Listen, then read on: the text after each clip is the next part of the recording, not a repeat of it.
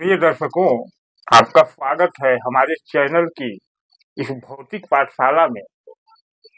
आज का विषय है, जैसा आप देख रहे हैं, कलयुग में राहु ही देता है, राहु ही लेता है। दर्शकों, राहु ज्योतिष का वह शब्द जो उस रहस्यमयी ऊर्जा को प्रतिबिंबित करता है, यानी उस रहस्यमयी ऊर्जा का परिचय कराता है जो हमारे इस भौतिक जीवन की सभी उपलब्धियों और सभी नकारात्मक स्थितियों के लिए जिम्मेदार है। कलयुग का राहु से क्या संबंध है, हम इस पर अगर चर्चा करें तो बात आती है कि राहु क्या है। राहु के लिए हमारे समाज में बहुत पहले से यह प्रचलन रहा।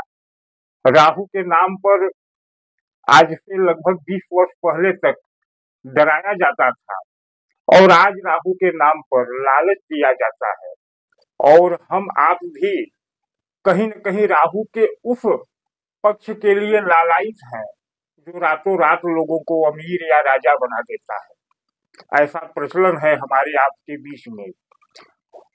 तो इस पाठशाला के माध्यम से हम आपको राहु के वास्तविक चरित्र को बताना चाहेंगे और राहु कैसे आपको बर्बाद करता है वह भी बताना चाहेंगे, और राहु कैसे आपको आबाद कर सकता है वह भी बताना चाहेंगे। यह पाठशाला में यह विषय कम से कम 3 से 4 वीडियो में पूरा होगा।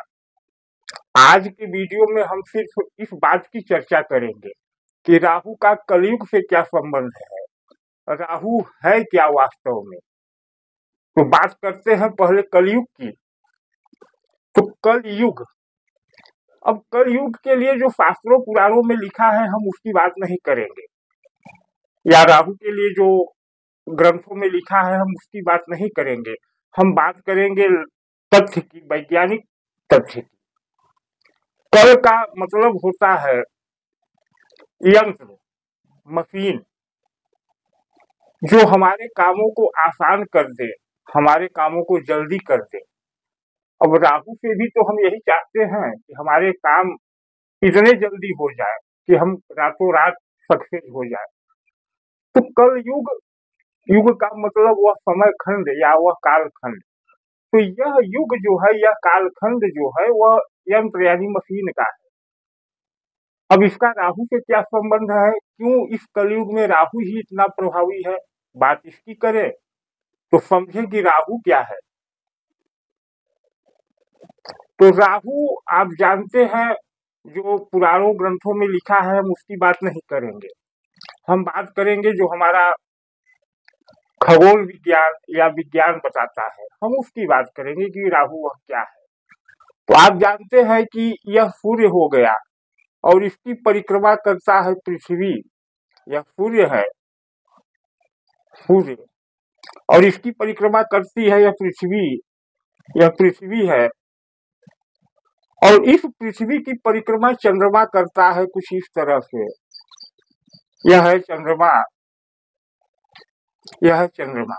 अब विज्ञान ने हमें बताया कि यह चंद्रमा इस पृथ्वी की कक्षा को या उसकी आवृत्ति लाइन को जहां काटता है वही राहु केतु है। तो यह है दक्षिण नोड या दक्षिण भाग कह लीजिए, यहाँ केतु बनता है, ऐसा विज्ञान बताता है। यह है उत्तर नोड, यहाँ राहु बनता है। अब प्रश्न यह है कि राहु उत्तर में क्यों बनता है, केतु दक्षिण में क्यों बनता है, यह विषय हम बाद में डिस्कस करेंगे।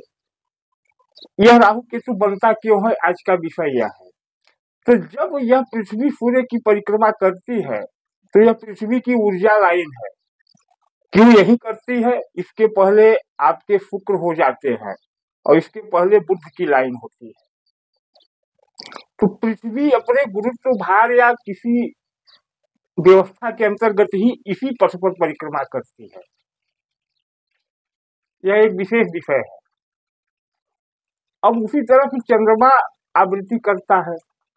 अब आप जानते हैं कि पृथ्वी इस पथ पर आगे बढ़ रही है तो चंद्रमा भी आगे बढ़ता जाता है।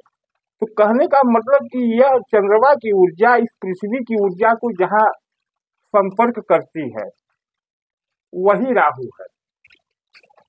यानी राहु का मतलब कि दो ऊर्जाओं से मिल करके जो तीसरी ऊर्जा बने, क्योंकि सीधी बात है कि जब दो चीजें एक जगह टकराएंगी तो एक तीसरी ऊर्जा उत्पन्न होगी, वह राहु है। तो ऊर्जा ही राहु है। अब ऊर्जा जब उत्पन्न होती है तो दो कारणों से होती है। एक तो कुछ जलाया जाता है ईंधन के रूप में, इस विधि को हमारे पूर्वजों ने हवन के माध्यम से लिया। दूसरा यह है कि दो चुंबकीय क्षेत्रों के बीच में जो आज विद्युत मोटर का आविष्कार हुआ वो इसी तरह से हुआ। दक्षिण नोड उत्तर नोड और इसके बीच में शाफ्ट घूमता है जो कि हमारा जीवन है, हम इसी में तो घूम रहे हैं। यह तो बात इस स्तर की हो गई। हमने रिसर्च किया, शोध किया, तो हम जो तथ्य पाते हैं, अगर उन तथ्यों की बात करें तो आपकी राशि लग्न कोई हो, राहु यह ऊर्जा है जो इस कलयुग को संचालित करती है। अब थोड़ी सी जन्म कुंडली की बात करें तो जन्म कुंडली के तीसरे भाव, छठे भाव, 10वें भाव और 11वें भाव में राहु को कारकत्व मिल जाता है।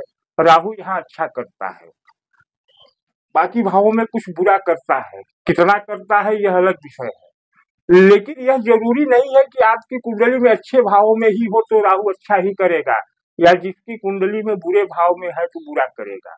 राहु यह रहस्य है, कब अच्छा करेगा कब बुरा करेगा इसका निर्धारण आज तक पंडितों ने नहीं कर पाया। उसको हम आपको दिखाएंगे अपने वीडियो के माध्यम से कि क्यों अच्छा करता है, कब अच्छा करता है और कब बुरा करता है। बात आगे बढ़ाए अगर राहु की, तो राहु हमारे मन में भी है, हमारे शरीर के अंदर भी। राहु का संबंध जो बताया गया कि किन किन चीजों से है, तो राहु को बताया गया, राहु गंदगी है, गंदगी।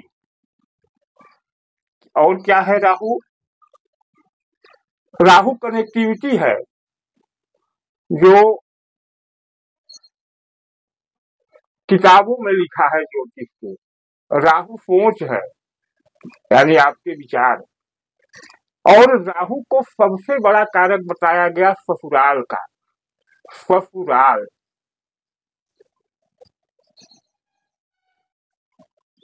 ससुराल क्यों इन चीजों का कारक है यह आज के ज्योतिषी नहीं बताते। हम इस विषय में चर्चा करते रहेंगे। हम बात करते हैं कि राहु ससुराल का कारक क्यों है, पहले तो इसी की चर्चा कर ले, हम नीचे से करते हैं। तो जैसा मैंने बताया कि जहां दो ऊर्जाएं मिलती हैं वहां तीसरी ऊर्जा होती है।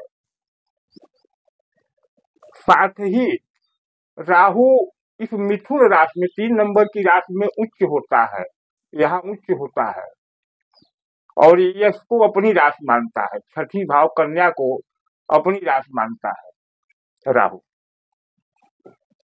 क्यों, इस विषय पर भी आगे आपको समझ में आएगा। आज विषय यह है कि राहु है क्या।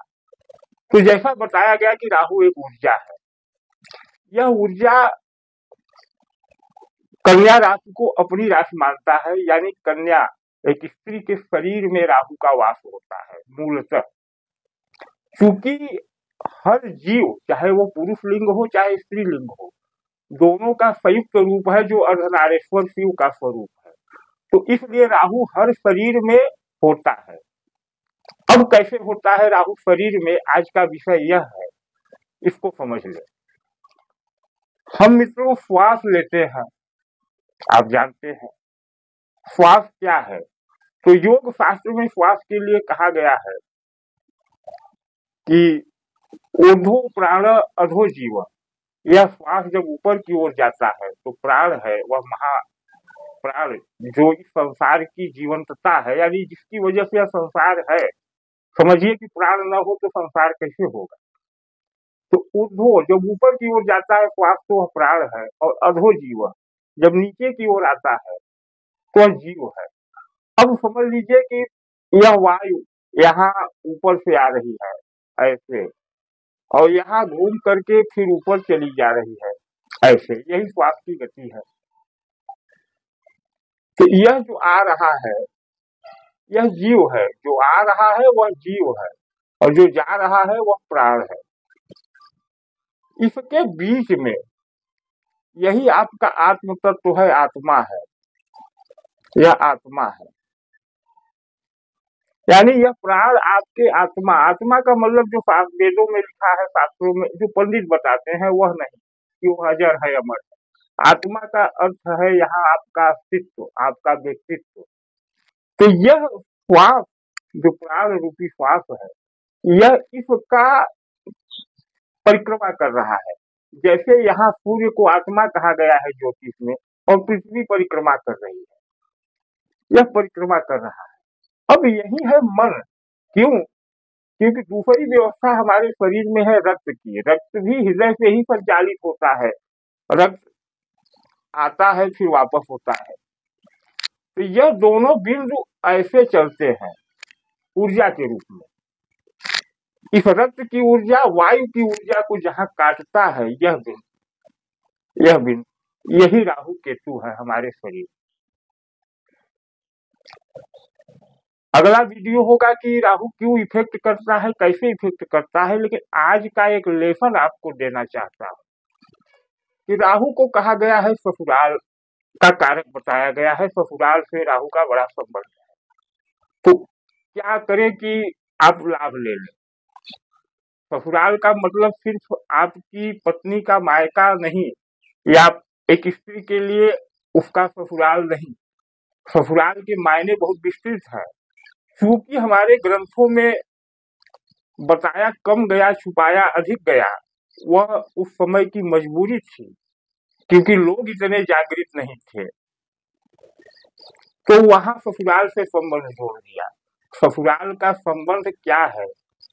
तो समझिए कि ससुराल वह व्यवस्था है जहां से मैथुन प्रारंभ होता है।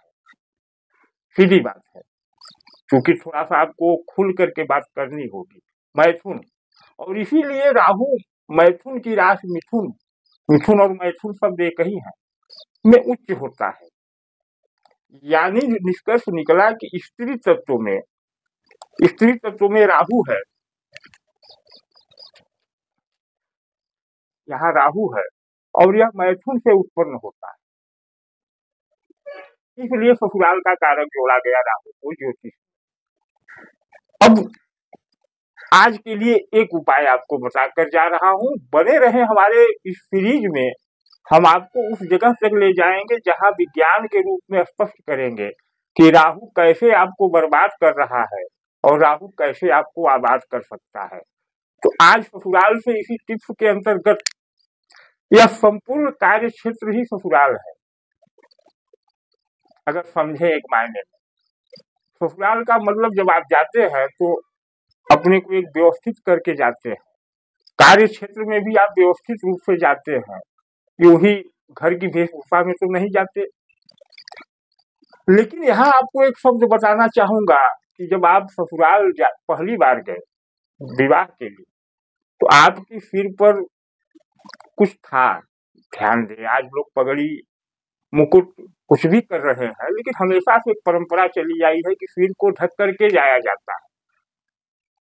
तो पहला लेसन आज का यह है कि अगर आप राहु को अपने पॉजिटिव करना चाहते हैं, राहु से पीड़ित हैं, तो पहले आप कार्य क्षेत्र में निकलते समय प्रयास करें कि सर को ढक करके निकले, यानी कोई टोपी लगाए। देखें आपको कुछ राहु का पॉजिटिव परिणाम मिलना प्रारंभ होगा।